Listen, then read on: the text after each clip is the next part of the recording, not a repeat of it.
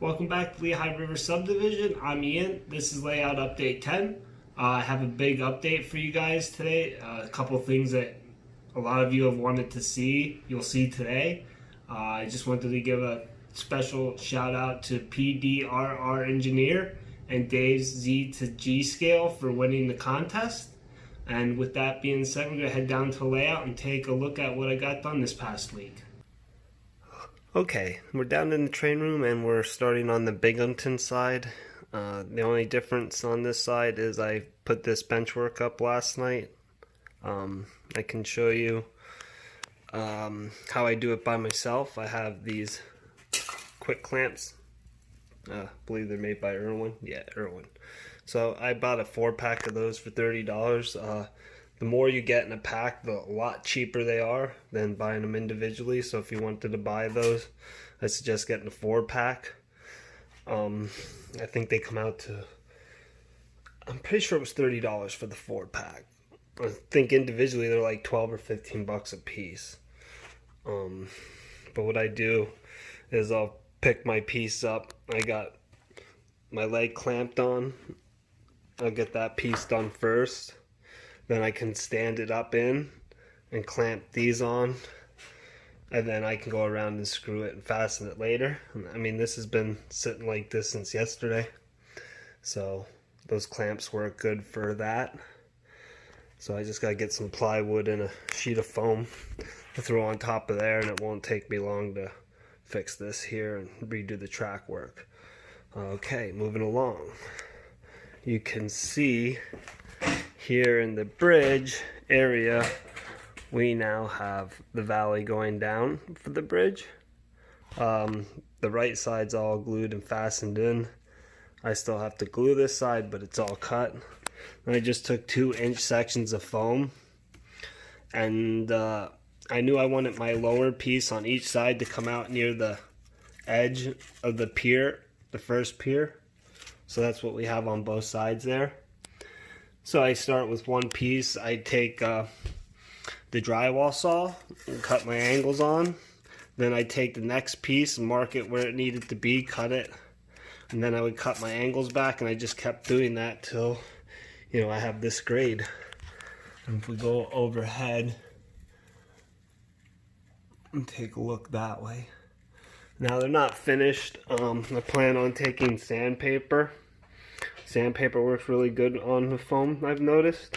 And, you know, sand in some runoff, or, you know, where washouts, I guess would be the correct term. And just, you know, shape this a little bit more so it's not just straight flat across. So it has more, you know, nooks and crannies and more to grab the eye. So that is what progress I made on this area.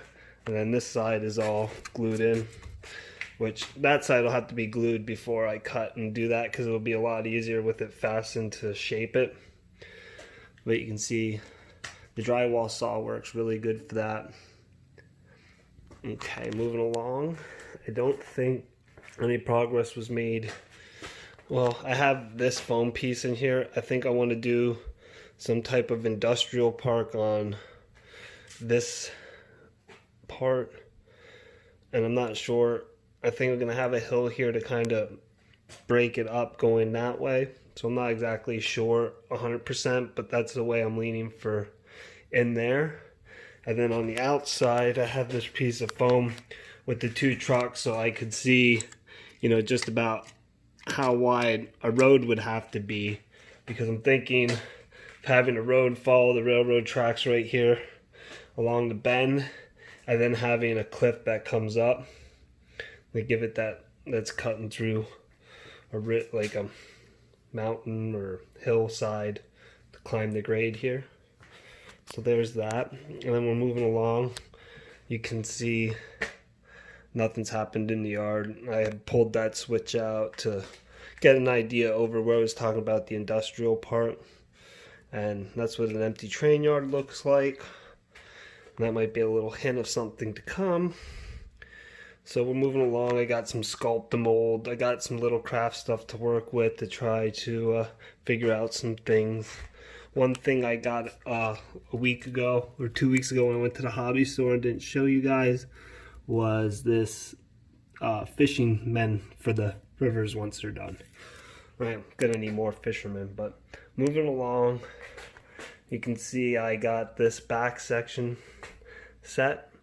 So what I did was I found out where I wanted my track, traced the outside with a pencil, came in here, took the box cutter, utility knife, cut out what I wanted to take out of here, because this is 1-inch foam. So this actually drops the 1 inch from the foam here and meets the plywood right before it goes off the table there. This is going to be a tunnel, Whitehaven, the Whitehaven tunnel. So we'll go out of there into Whitehaven tunnel. It comes out, and you can see from above, there's the track that comes out from the underneath, and they're pretty much on top of each other. So if you follow along, we got this monster of a train. You can see the front and you can see the end. And as we work our way down this table, we got the track in, the foam riser in, and we can run trains completely around the layout. Only DC, but I'll take it for now.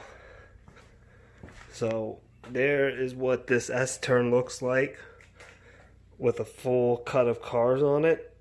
I really like how you just see the snake of cars go up through. They'll especially look good once the rivers and the mountains are in here for the Lehigh Gorge. And then we got the turn here, which I originally said this was going to be like the Lehigh Gorge State Park with the abandoned CNJ tunnel. I'm moving that down further onto this side because eventually I am going over into underneath the stairs, like I said in the last episode. It's just that that'll be a while from now. So moving along, I got the 2-inch foam. I ran out, or the not 2-inch foam, the foam riser. It drops again, starts here at the 2-inch mark to go to 0. I don't have the bottom pieces because I used them in there to go the 1 inch. So the next time I go to the hobby store, I'm gonna have to pick up 2 for there. So I just use shims to finish the loop so I can run trains in a circle for now, and you can see that's how it looks going back that way. And I'm really happy with it.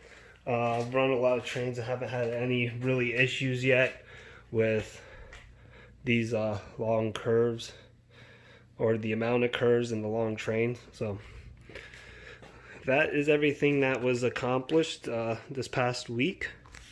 I'm trying to step back and get the whole layout there in focus.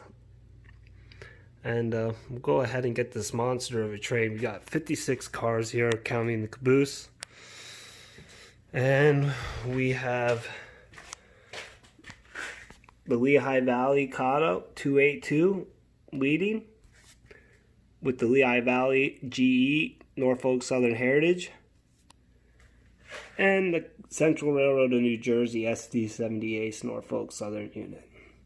So I'm going to go ahead and get this train going, and we'll show you guys it making its voyage run around the loop.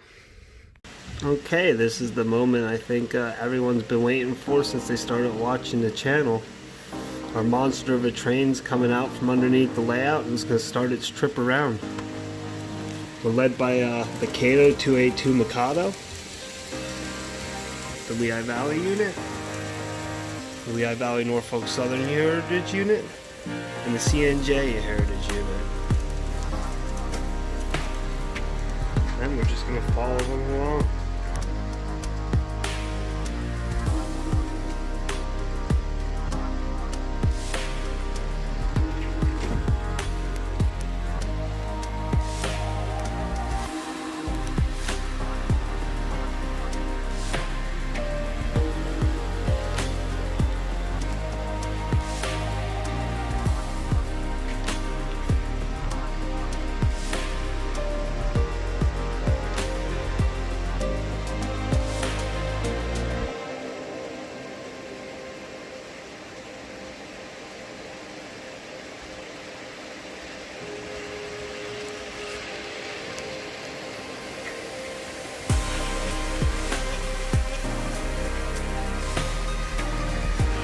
The end of the train. Working hard to make it over the 2% grade.